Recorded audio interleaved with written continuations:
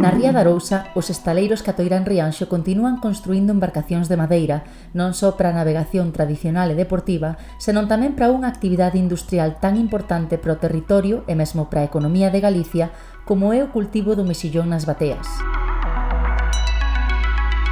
Os novos barcos bateeiros, construídos en madeira, cumpren á perfección o seu labor, sen o alto custe ecolóxico dos moitos construídos en fibra nos últimos anos.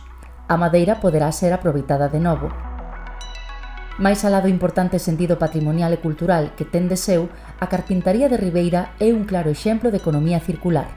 A materia prima empregada nas carpintarías de Ribeira é a madeira, un material natural, renovable, reciclable e biodegradable, recomendado pola Unión Europea para a construcción. O Comité Económico e Social Europeo considera que os materiais de construcción de orixe biolóxico constitúen un instrumento importante para a transición ecolóxica. O aumento do uso da madeira na construcción para reducir as emisións de carbono debe fomentarse por medio dunha xestión forestal activa e sostible. A carpintaría de Ribeira representa unha simbiose perfecta entre o monte e o mar. Por esta razón, é moi conveniente favorecer cara ao futuro o seu desenvolvemento.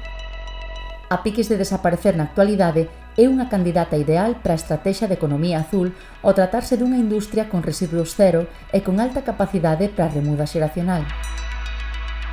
Pero tamén a propia madeira das bateas está sendo reutilizada por artesáns da carpintaría, converténdoa en tesouros atemporais. En Ribeira, na nave de Frouma Atlantic Boat, danlle nova vida a unha madeira que permaneceu durante moitos anos en contacto directo co mar e co vento, para a través do deseño e a innovación crear con ela mobles únicos, conferíndolle unha segunda vida ás estruturas do cultivo de mexillón da ría de Arousa.